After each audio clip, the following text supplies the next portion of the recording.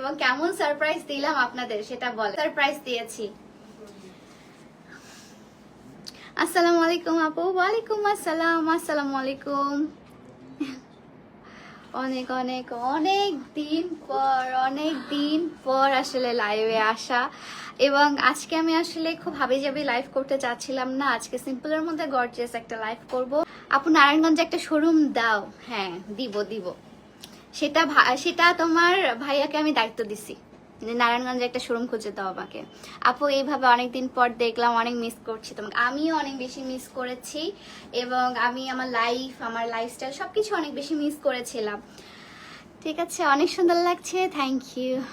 আমি তোমার ভিডিও দেখে ভাবছি অনেক আগে। না, অনেক আগে এইভাবে কি সারপ্রাইজ দিবে? আমি তাকে কখনো দেশের বাইরে ছিলাম না।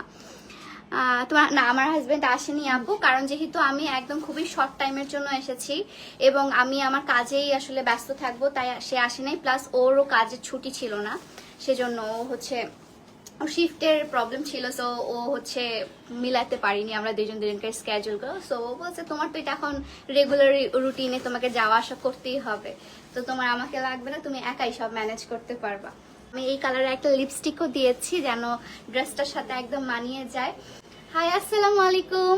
ভাইয়া আসবে না আপু, ভাইয়া হচ্ছে আসবে না, আমি চলে যাব। আমি খুব শর্ট টাইমের জন্য আসলে এসেছি, ঠিক আছে, খুবই শর্ট টাইমের জন্য এসেছি। এবং আমি আসলে একাই সবসময় ট্রাভেল করতাম, আপনারা হয়তো ভুলে গেছেন। তো আমার যেহেতু ওপেনিং সামনে, আর ওপেনিংয়ে তো আমাকে থাকতেই হবে, তো সেই জন্য ভাবলাম যে চলেই আসি আপনাদের মাঝে। আপু অনেকদিন পর দেখলাম, আপনাকে দেখে খুব ভালো লাগলো। Thank you so much. আমার অনেক ভালো লাগছে আপনাদেরকে দেখে, আপনাদেরকে আমি অনেক মিস করেছি। আমি যাওয়ার পর ও আরো অনেক অনেক কথা বলছে। আমি জাস্ট ভিডিওতে দেখতাম আর আমার কান্না পাইতো যে আমি কেন ওখানে নাই, আমার এত কান্না পাইতো ওকে দেখলে। আপু আমাদেরকে অনেক সুন্দর একটা সারপ্রাইজ দিছো, তাই না? আমি বাসায় কাউকে জানাইনি, কেউ জানতো না, নো ওয়ান। আমি হচ্ছে জাস্ট আসিফকে বলছি, আসিফ তুই আমাকে এখানে রিসিভ করতে আসবি, আমি আসতেছি। ও বলতে আচ্ছা ঠিক আছে আপু, আমারও কামব্যাক হয়ে যাবে। তো এটা দিয়ে আপনি অনায়াসে সুন্দর করে আপনি এভাবে ঢাকা নিয়ে নিতে পারবেন। আচ্ছা, অনেক সুন্দর লাগছে। আল্লাহ, এরা অনেক খুশি। তাদেরকেও কিন্তু আমি সারপ্রাইজ দিছি। তারা না আসলে অবাক হয়েছে, আমি জানি না তারা কি ভাবছে পরে, বাট তারা আসলে অনেক অবাক হয়েছিল। আচ্ছা, থ্যাংক ইউ। আমি জানি আপনারা অনেক বেশি খুশি, এবং আমি জানি আমাদের থেকেও আপনারা বেশি হচ্ছে এক্সাইটেড, তাই না? কি সারপ্রাইজটা না দিলা হলাম দুপুরবেলা। হ্যাঁ, দুপুরবেলা আপলোড করছি, বাট আমি আসছি হচ্ছে আজকে ল্যান্ড করছি 9:30টায়। আমি বাংলাদেশে ল্যান্ড করছি, আমি বাসায় আসছি 10:30 কি 11টার দিক বাসায় আসছি। আচ্ছা আপু, তুমি কয়দিনের জন্য আসছো বাংলাদেশে? খুবই কম সময়ের জন্য আসছি আপু। খুবই কম সময় বলতে আমার জন্য অনেক কম সময়, 1 মাসও না। ওকে, ভাইয়া আসে না আপু, ভাইয়ার তো কাজ আছে।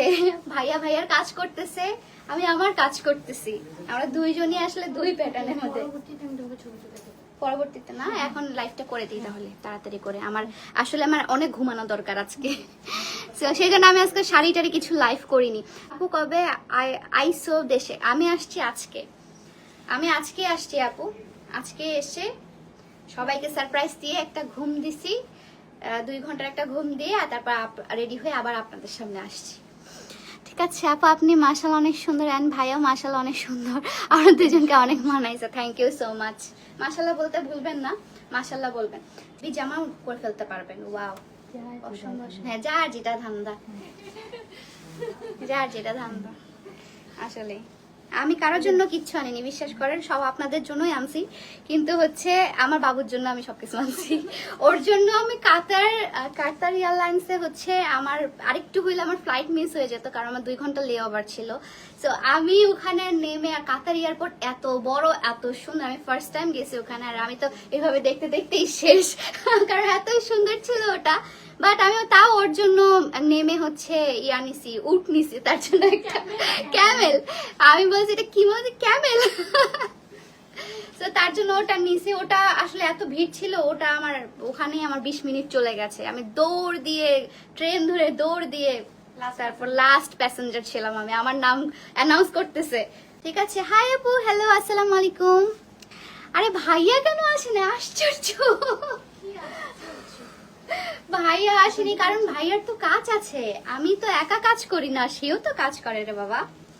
সে তো ওখানে কাজ করে, আমি দেশে কাজ করি, সে বিদেশে কাজ করে, দ্যাটস ইট। আর বিদেশে কাজ আসলে আপনি চাইলেও ওটা ছেড়ে আসতে পারবেন না, ঠিক আছে? ওরা মামা খালা চাচা মরে গেলেও ওদের কোনো ছুটি নাই, লাল থাকতে হবে। পাহাড়ে পর্বতে যেখানে যাই না কেন লাল আমাকে পড়তেই হবে, বরফেও। বেস্ট একটা আমার এক্সপিরিয়েন্স হয়েছিল ওখানে, আলহামদুলিল্লাহ। আসলে আল্লাহ আমাকে এত সুন্দর জিনিস দেখাইছে, আমি ওখানে যেখানেই যাচ্ছিলাম না কেন সেখানে আমি সুবহানাল্লাহ আলহামদুলিল্লাহ পড়তে পড়তেই শেষ হয়ে যাচ্ছিলাম, কারণ এত সুন্দর জায়গা, এত সুন্দর, মাশাআল্লাহ। না ভাই, মোটা হইতে চাই না। আমার বোন আর আমার মা সবাই আমাকে দেখে বলছে, এই তুই তো মোটাই হইস নাই। আমার কি এটা কখনো কথা যে বিয়ে হইলেই মোটা হইতে হবে? কোন ধরনের কথা? আর আমার বোন বিশ্বাস করেন, এই যে আমাকে যে নেদারল্যান্ডের ড্রেস গুলো পাঠাইছে, একটা বস্তা আমার ঝুলতেছি, আর এত বড় লম্বা। আমি কি ভাবছো তুমি? বলছে আমি ভাবছি তুই অনেক মোটা হয়ে গেছে। মানে কোন হিসাবে মোটা হয়েছি? নিজের রান্না সবকিছু করে, সবকিছু। ভিডিওতে তোকে এই জায়গাগুলো খুব মোটা লাগে জানিস। ভিডিও আমাকে অনেকে সামনাসামনি যখন দেখবেন তখন বুঝবেন আসলে আমি ওরকম মোটা না, যেরকম তুই আরো শুকাইছিস। এক্স্যাক্টলি। তুই আরো শুকাইছিস। আমি 2 রাত ধরে না খাইছিলাম, কারণ হচ্ছে আমাকে এখানে শুকনা লাগতে হবে তাই। না খাই বলতে রাত্রে খাইনি, কারণ আমি অনেক এক্সাইটেড ছিলাম, আমার কোনো খাবার দাবার ঢুকতেছিল না পেট দিয়ে। বাট আমার সামুলকে রেখে আসতে অনেক খারাপ লাগতেছিল, বেচারা একা হয়ে গেছে। এটা হচ্ছে মেয়েদের জীবন কি না বলেন? ওখান থেকে আসতে এখানে আসতে খারাপ লাগছে, ওখানে গেলে এখানকার জন্য খারাপ লাগে আমার। আমি বলি আমি কি করব?